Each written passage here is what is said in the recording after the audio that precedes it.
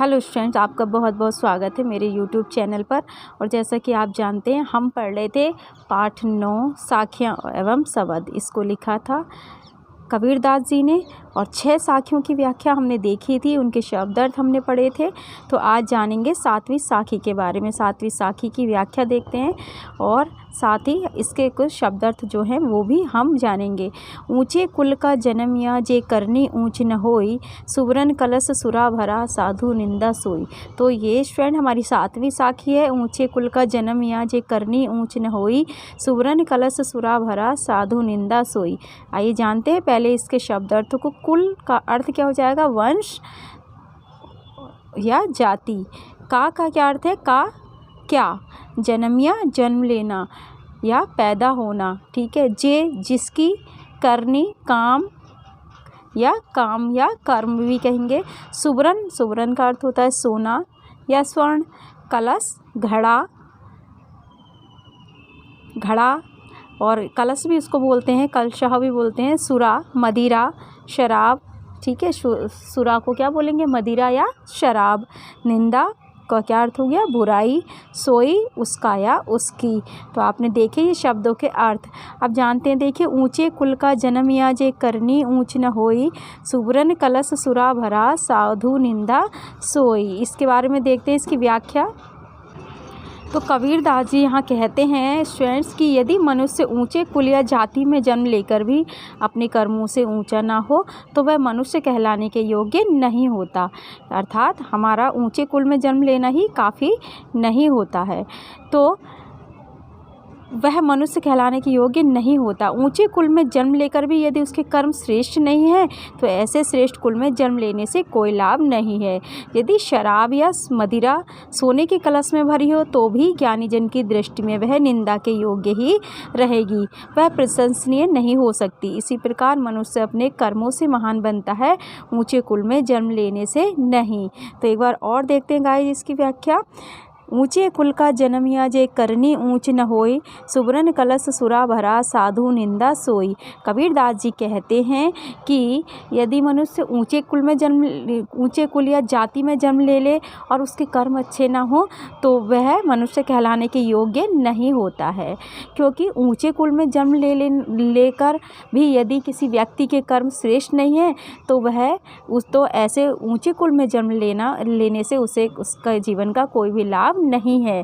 जिस प्रकार यदि शराब है, शराब की सभी लोग निंदा करते हैं, तो जिस प्रकार शराब या मदिरा को सोने के कलश में भी भरो, अर्थात सोने के बर्तन में भी अगर आप मदिरा को रख देंगे तो साधु लोगों के द्वारा, यानी कि जो ज्ञानी लोग हैं, उसकी निंदा ही करेंगे, उसकी प्रशंसा नहीं हो सकती। इसी प्रकार मनुष्य अपने कर्मों से महान बनता है, किसी ऊंचे कुल में अथवा ऊंची जाति में जन्म लेने से नहीं। नेक्स्ट स्टूडेंट हमारा शब्द है।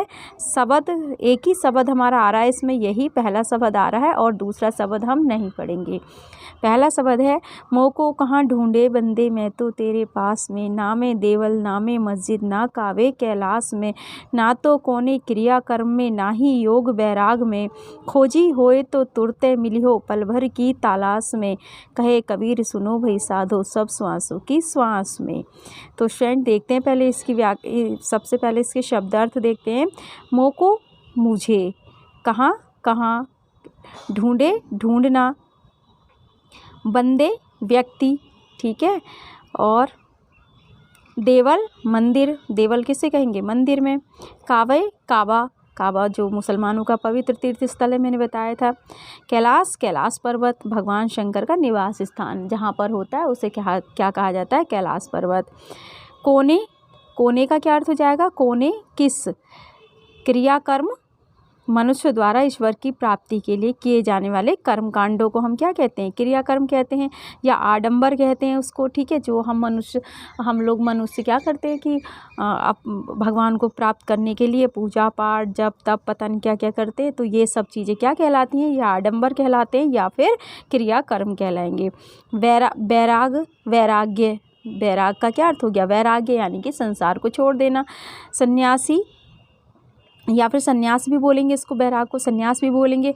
खोजी, खोजने वाला। साधक, ठीक है। खोजी, खोजने वाला या साधक भी बोलेंगे, किसी चीज़ की साधना करने वाले को भी खोजी बोलते हैं, सन्यासी बोलते हैं, साधना करने वाला बोलते हैं, इस तरह से। तुरते, तुरंत, शीघ्र, ठीक है। तुरते का क्या हुआ, तुरंत या शीघ्र। तलाश यानी कि खोज, तलाश करना, किसी चीज़ को ढूंढना। श्वास, सांस। तो आपने देखे इसके शब्द अर्थ। अब इसकी व्याख्या देखते हैं।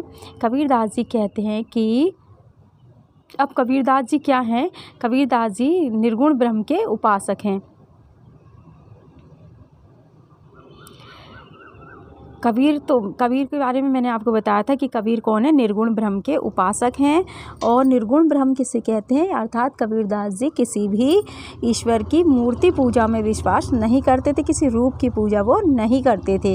तो कबीर के निर्गुण ब्रह्म अपनी वास्तविक पहचान बताते हुए कहते हैं, अर्थात कबीरदास जी कहते हैं कि देखिए ईश्वर की वास्तविक पहचान बताते हैं वो, और उसके बारे में कहते हैं कि तुम मुझे न जाने कहाँ कहाँ खोज रहे हो। ईश्वर, कबीर क्या कहते हैं, कबीर ईश्वर की वास्तविक पहचान बताते हुए कहते हैं, तो ईश्वर क्या कहते हैं कि हे मनुष्य, तुम मुझे न जाने कहाँ कहाँ खोज रहे हो, जबकि मैं तो तुम्हारी अंतरात्मा में बसता हूँ। ठीक है। मोको कहाँ ढूंढे बंदे, मैं तो तेरे पास में, नामे देवल नामे मस्जिद, ना कावे कैलाश में। कबीरदास जी क्या कहते हैं, ईश्वर की वास्तविक पहचान बताते हुए कहते हैं, हे मनुष्य, तुम मुझे न जाने कहाँ कहाँ ढूंढ रहे हो, खोज रहे हो, जबकि मैं तो तुम्हारी अंतरात्मा में बसता हूँ, अर्थात मैं तो तुम्हारे पास ही हूँ। और कहाँ, नामे देवल नामे मस्जिद, ना कावे कैलाश में। ना तो मेरा स्थान मंदिर में है और ना ही मस्जिद में, ना मैं मुसलमानों के पवित्र तीर्थ स्थल काबा का निवासी हूँ और ना ही कैलाश पर्वत मेरा ठिकाना है। मैं इन दोनों ही स्थानों पर नहीं रहता हूँ, ऐसा ईश्वर कहते हैं। ठीक है। ना तो किसी, और फिर क्या है, ना तो कौने क्रिया कर्म में, नहीं योग वैराग में, और ना तो मैं किसी प्रकार के कर्मकांड से मैं मिलता हूँ और ना ही किसी योग या संन्यास की साधना से ही मेरी प्राप्ति होती है, अर्थात मैं इन सारे कर्मकांडों से, इन आडंबरों से मेरी प्राप्ति संभव नहीं है, मैं नहीं मिलता हूँ। और तो किसको मिलते हैं, तो कबीरदास जी बताते हैं कि खोजी होए तो तुरते मिलियो पल भर की तलाश में, कहे कबीर सुनो भई साधो सब श्वासों की श्वास में। तो अब कबीरदास जी बताते हैं ईश्वर को प्राप्त करने के लिए कि मैं उसी साधक को तुरंत सुलभ हो सकता हूँ, यानी कि उसी साधक को मिल सकता हूँ जो इन सभी आडंबरों से मुक्त हो और जो मन की पवित्रता से मेरे प्रति समर्पित हो। किससे, कि मैं उसी साधक को तुरंत मिल सकता हूँ जो इन सभी आडंबरों से मुक्त हो, अर्थात जो ईश्वर को पाने के लिए दिखावा या आडंबर ना करता हो। ठीक है। और जिसका मन पवित्र हो और भगवान के प्रति समर्पित हो, उस साधक की पल भर की खोज से ही मैं उपस्थित हो जाता हूँ, ऐसा कबीरदास जी कहते हैं।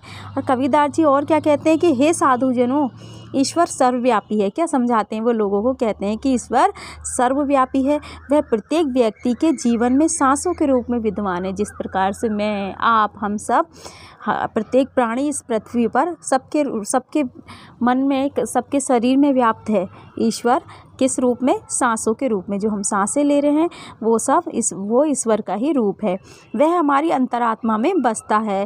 इसलिए यदि तुम ईश्वर को खोजना चाहते हो तो उसे अपने भीतर ही खोजो, ईश्वर को बाहर खोजना व्यर्थ है।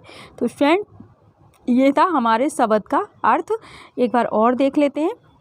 मोको कहाँ ढूंढे बंदे, मैं तो तेरे पास में, नामे देवल नामे मस्जिद, ना कावे कैलाश में। ना तो कोने क्रिया कर्म में, नहीं योग वैराग में, खोजी होए तो तुरते मिली है पलवर की तलाश में। कहे कबीर सुनो भई साधो सब श्वासों की श्वास में। तो कबीर क्या करते हैं, निर्गुण ब्रह्म की वास्तविकता बताते हैं, कि ईश्वर की वास्तविकता बताते हुए कबीर कहते हैं कि हे मनुष्य, तुम मुझे न जाने कहाँ कहाँ खोज रहे हो, जबकि मैं तो तुम्हारी अंतरात्मा में बसता हूँ, अर्थात मैं तो तुम्हारे पास ही हूँ। ना मेरा स्थान मंदिर में है और ना ही मस्जिद में, ना मैं मुसलमानों के पवित्र तीर्थ स्थल काबा का निवासी हूँ और ना ही कैलाश पर्वत मेरा ठिकाना है। मैं इन दोनों स्थानों पर भी नहीं रहता हूँ। क्या कहते हैं कबीरदास जी? ईश्वर की पहचान बताते हैं कि ईश्वर कहते हैं कि ना मैं कैलाश पर्वत पर हूँ और ना ही मैं किसी और तीर्थ स्थल कावा वगैरह में हूँ, ना तो किसी प्रकार के कर्मकांड से मैं मिलता हूँ और ना ही योग या संन्यास की साधना से ही मेरी प्राप्ति हो सकती है। तो कह रहे हैं कि वो ना तो मैं किसी पूजा पाठ से आडंबर करने से मिलता हूँ, ना ही किसी संन्यास या योग के साधन द्वारा मेरी प्राप्ति हो सकती है, और मेरी प्राप्ति इन आडंबरों से संभव नहीं है। कहते हैं कि इन दिखावे के कर्मकांडों से, इन आडंबरों से मेरी प्राप्ति संभव नहीं है। मैं उसी साधक को तुरंत सुलभ हो सकता हूँ, अर्थात मैं उसी भक्त को मिल सकता हूँ जो इन सभी आडंबरों से मुक्त होगा और जो मन की पवित्रता से मेरे प्रति समर्पित हो। उस साधक की पल भर की खोज से ही मैं उपस्थित हो जाता हूँ। अर्थात ईश्वर को पाने के लिए हमारे मन का पवित्र होना, हमारी भावना का पवित्र होना बहुत ज़रूरी है। अंत में कबीरदास जी कहते हैं, हे साधुजनों, अर्थात हे मनुष्यों, ईश्वर सर्वव्यापी है। इस सत्य को जानना चाहिए। ना वो मंदिर में है, ना मस्जिद में है। ईश्वर क्या है? सर्वव्यापी है, हर कण कण में है पृथ्वी के। वह प्रत्येक व्यक्ति के जीवन में सांसों के रूप में विद्यमान है। वह हमारी अंतरात्मा में बसता है। कौन? ईश्वर। इसलिए यदि तुम ईश्वर को खोजना चाहते हो तो उसे अपने भीतर ही खोजो, ईश्वर को बाहर खोजना व्यर्थ है। तो स्टूडेंट, ये था हमारा चैप्टर पार्ट 9, और इस पार्ट 9 को हमने पढ़ लिया। ये हमारा कंप्लीट हो गया और हमारा PT1 में ये चैप्टर आ रहा है। तो इसकी PDF आपको मिल जाएगी। आप इसके क्वेश्चन आंसर लिखिए और याद कीजिए। आज के लिए इतना ही। नेक्स्ट वीडियो में फिर मिलते हैं। थैंक